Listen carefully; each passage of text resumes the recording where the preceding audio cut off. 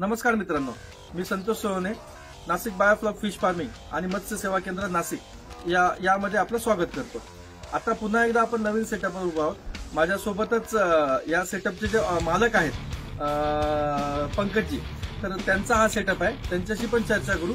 पहिल्यांदा सांगायचं म्हणजे यांना देखील हा प्रोजेक्ट जो आहे तो प्रधानमंत्री मत्स्य संपदा योजना या अंतर्गत मंजूर झालेला आहे आणि हा सेटअप करताना त्या सेटअपवरती 60% अनुदान जवळजवळ 15 लाख रुपये त्यांना ह्या सेटअप मागे अनुदान गव्हर्नमेंटकडून 100% पूर्ण मिळालेलं आहे। सेटअप देखील पूर्ण तयार झालेला आहे।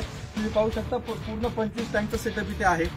शेड बनवलेला आहे, एअरेशन सिस्टीम आहे, properly inlet system, outlet system इथे सगळ्या प्रकारे केलेले आहे। फक्त आता हा व्हिडिओ बनवण्याचं कारण एकच आहे की हे जे लाभार्थी आहेत पंकज भामरे म्हणून, त्यांच्याशी आपल्याला चर्चा करायची आणि त्यांना नाशिक बायोफ्लॉकचा अनुभव काय आला त्याच्याबद्दल आपल्याला विचारायचं आहे।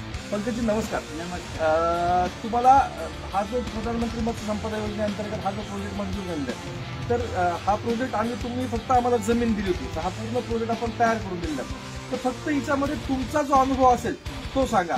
हिच्यामध्ये तुम्हाला पहिल्या सुरुवातीच्या दिवसापासून म्हणजे जशी आपली पहिली मीटिंग झाली तेव्हा ठरले तर आजचा दिवस शेवटच्या दिवसापर्यंत पूर्ण सेटअप तयार झाला, त्याच्याबद्दलचा तुमचा अनुभव फक्त आम्हाला आमच्या प्रेक्षकांना कळू द्या।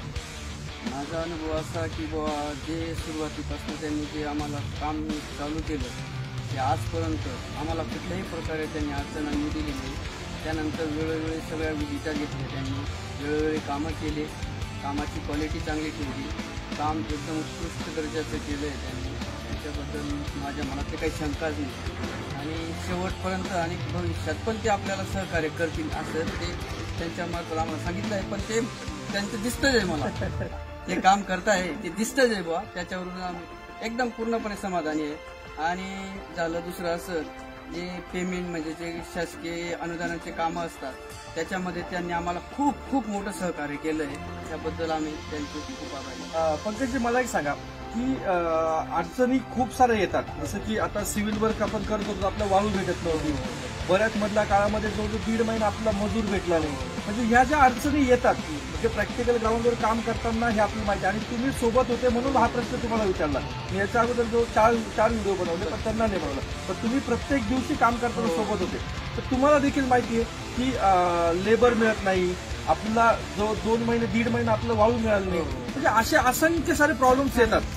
स्थानिकचं जे असतं ना ते वेळोवेळी उपलब्ध होत नाही, रेती कशी असते त्याच्यावर शासनाचा निर्बंध असल्यामुळे ती रेती उपलब्ध होत नाही, त्याच्यामुळे मग काही गोष्टी टापीवरून मग रॉयल्टी भरून मग ती रेती येते, अशा प्रकारे वेळ लागते बुवा। अशा प्रकारे थोडंसं काम करताना थोडं डिले होत असतं, अशा काही प्रॉब्लेम्स येत असतात।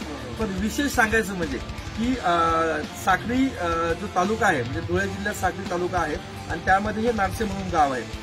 तर ज्यावेळेस मी पहिल्यांदा सेटअप सुरू केला तर ह्या साईडला आल्यानंतर, मी नाशिकहून इकडे आल्यानंतर मला बऱ्यापैकी इकडची मला सेटअप बनवू शकत होतो, पण मटेरियलची आयडिया थोडीशी नव्हती की वाळू कुठे मिळेल, वीट कुठे मिळेल। तर पंकजींनी मला पहिल्या दिवसापासून असं सहकार्य केलं की वीट व्यवस्थित रेटमध्ये वीट मला अवेलेबल त्यांनीच करून दिली। आता त्यांच्या सेटअपवरती नाही तर मला बाकीच्या सगळ्या सेटअपवरती त्यांनी वीट अवेलेबल करून दिली, त्यांनी रेती अवेलेबल करून दिली, त्यांनी खडी देखील अवेलेबल करून दिली। एवढंच काय तर सिमेंटची एक पूर्ण गाडी भरून देखील त्यांनी मला अवेलेबल करून दिली होती। म्हणजे बऱ्याच सेटअपला त्यांनी अवेलेबल करून दिलेल्या वस्तूंमुळे सेटअप माझा थोडा लवकर पूर्ण झाला आणि असंख्य अडचणी येत असतात, त्याबद्दल देखील नाशिक बायोफ्लॉक आणि मी स्वतः संतोष सोहने पंकज भामरे यांचं एकदम मनापासून आभार मानतो। काय असतं, आपण ज्यावेळेस नवीन ठिकाणी येतो, जसं की आज मी नाशिकहून इथं आलो तर मला इथले लोकल सोर्स माहित नसतात, वीट कोणाकडे मिळेल, सिमेंट कोणाकडे मिळेल, वाळू कोणाकडे मिळेल, आणि ज्या गोष्टी असतात त्या आपला कॉन्टॅक्ट आपला नसल्यामुळे आपल्याला अडचणी येतात। पण मला असं कुठं जाणवलंच नाही सुरुवातीच्या काळामध्ये ज्यावेळेस मला खडी लागत होती। पण दुसरी गोष्ट म्हणजे त्यांनी स्वतः त्यांचा ट्रॅक्टर घेऊन खडी मला प्रत्येक साईटवरती खडी आणून दिली, प्रत्येक साईटवरती विटा पोहोचवण्यासाठी मदत केली, म्हणजे बऱ्यापैकी। आणि माझं देखील तुम्हाला सगळ्यांना सांगणे, येणाऱ्या काळामध्ये समजा तुमचं प्रधानमंत्री मत्स्य संपदा योजना असेल किंवा बाकीच्या दुसऱ्या प्रायव्हेट देखील तुम्हाला बायोफ्लॉकचा सेटअप करायचा असेल तर लोकली ह्या गोष्टींचा सपोर्ट तुम्हाला करून दिला पाहिजे। त्यामुळे काय होतं, एक चांगल्या रेटमध्ये मटेरियल देखील मिळतं। कसं असतं, समजा मी बाहेरून इथपर्यंत आलो आणि काम करते, तर समोरचा जो व्यक्ती असतो, समजा इथे समजा तो 2000 वीट मला घ्यायची, इथे समजा 7 रुपयाला वीट विकत असेल, मी जर बाहेरून आलो तर तुम्हाला 9 रुपये सांगतो, 10 रुपये सांगतो, हा देखील फरक पडत असतो। आणि त्यामुळे काय होतं की आपली प्रोजेक्ट कॉस्ट वाढते। आणि प्रोजेक्ट कॉस्ट वाढते म्हणजे कोणाची वाढते, तर आम्ही जी प्रोजेक्ट कॉस्ट जी वाढणार आहे ती ऑब्व्हियसली ज्यांचं सेटअप आहे त्यांच्याकडून आम्ही घेणार आहे. त्याच्यामुळं काय होतं की ज्यावेळेस लोकली तुम्ही सपोर्ट करता, लोकली सपोर्ट केल्यामुळे काय होणार आहे की रेट कमी रेटमध्ये वस्तू मिळाली तर तेवढाच डिस्काउंट आपल्याला कामामध्ये मिळत असतो. बाकी पंकजजी तुम्हाला पुढच्या वाटचालीसाठी हार्दिक शुभेच्छा.